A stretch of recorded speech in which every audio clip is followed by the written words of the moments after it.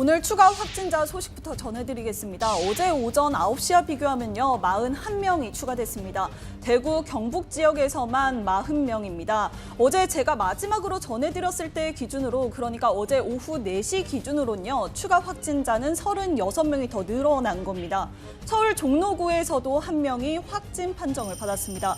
누적 확진자 이제 총 87명에 이릅니다. 이런 증가세의 중심엔 대구와 경북이 있습니다. 이곳에서 전체 확진자의 절반 정도가 나왔는데요. 그런데 이 가운데 상당수가 31번과 관련이 있습니다. 대구 경북 지역 35명 중 28명은 31번째 환자가 다니던 신천지 대구 교회 발생 사례와 연관이 있는 것으로 확인되었고, 2명은 경북 청도 소재의 의료기관 청도 대남병원에 입원한 환자였고, 기타 5명은 연관성을 확인 중에 있습니다. 추가된 5명도 연관이 있어서 이제는 총 33명과 관련이 있습니다. 대구와 경북엔 비상등이 켜졌습니다. 어제 정부가 추가로 검사하겠다고 밝힌 교인이 1,001명에 이르는 걸로 알려졌죠. 근데 이 숫자도 아직 파악 중인 상태입니다. 31번 환자가 속한 접촉자들을 찾아 조치를 취하는 중이며, 접촉자의 규모가 상당하여 역학조사에 시간이 걸릴 것으로 예상되나 지역 내의 관련 교단의 협조를 받아 신도와 예배 참석 여부를 파악하고 신속하게 접촉자를 조사 중이며, 현재 31번 확진자와 함께 9일, 16일 신천지 대구교회에서 예배를 본 사람은 1,001명입니다. 현재 자가 격리 중입니다. 대구에 있는 신천지 교인만 9,000명이라고 합니다. 방역당국은 나머지 8,000명의 명단도 확보하고 있습니다. 같은 날 31번과 함께 있지 않더라도 신천지 교인들과 접촉했을 가능성이 크기 때문입니다. 신천지 교회의 예배가 밀접하게 접촉한 상태에서 이루어졌기 때문에 최대한 많은 수의 검사가 필요합니다. 격리와 검사 숫자가 지금까지와는 비교가 안 됩니다. 문제는 대구, 경북의 의료 시스템 여력입니다.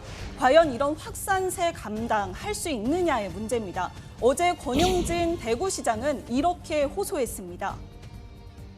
대구시와 지자체의 자체 역량만으로는 이를 극복하는 데 한계가 있다고 생각합니다.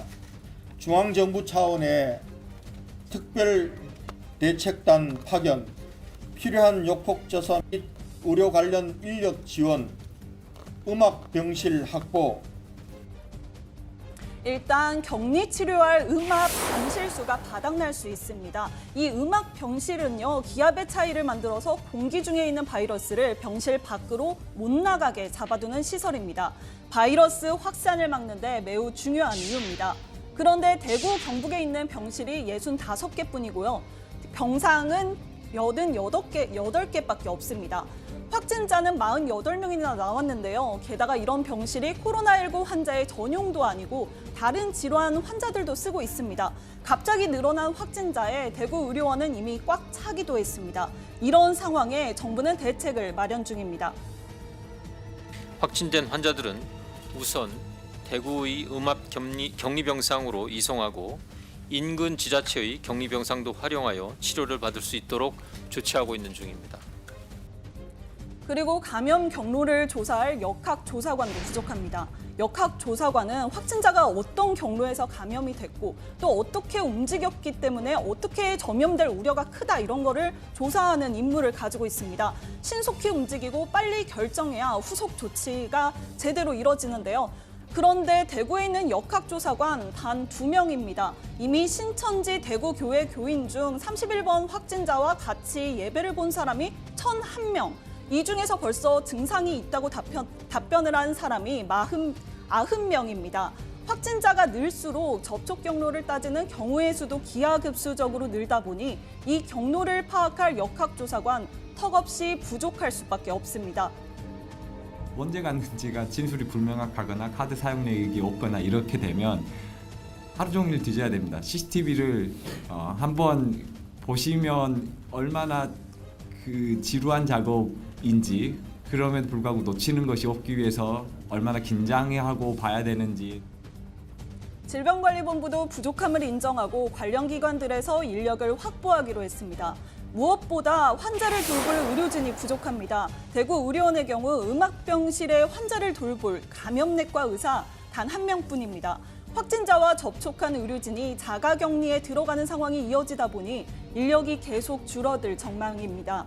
대구 경북의 이런 상황은 31번 확진자와 관련이 있습니다. 31번 특히 바이러스 활동이 활발한 폐렴 증상이 보였을 때도 대외 활동을 많이 했었죠.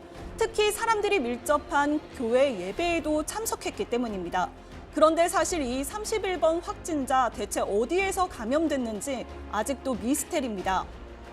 어느 날짜에 어떤 층에서 예배를 받는지에 대한 시간과 공간에 대한 분석을 진행하고 있어서 어느 분이 지표 환자이고 누가 감염원이었는지에 대한 거는 아직은 31번째 환자라고 단정 짓기는 어렵고요. 네, 원래 이렇게 얘기했었죠. 일단 오늘 중앙방역대책본부는 일단 2차 감염을 중점에 두고 추적하겠다고 밝혔습니다. 유사 시기에 발병한 몇 명의 환자들이 더 있기 때문입니다. 일단 지난 9일과 16일 예배를 통해서 2차 감염이 일어났다는 가정을 갖고 조사를 진행 중이라고 합니다. 신천지 대구교회에서 상황을 축소시키려고 한다는 지적도 있었습니다. 어제 온라인상에 떠돈 공지문입니다. 신천지 이슈관리부서인 섭외부 명의가 이렇게 보이고요. 그날은 예배 안 갔다. 내가 친구랑 놀러 간 날 그 사람이 예배 드린 것 같더라. 혹은 거기 말고 난 다른 데서 예배 드렸다. 이렇게 대응하라는 겁니다. 어제 제가 직접 통화한 과거 교인도 교회에서 교인들에게 확진자가 나온 상황을 알리지 않았다고 주장했습니다.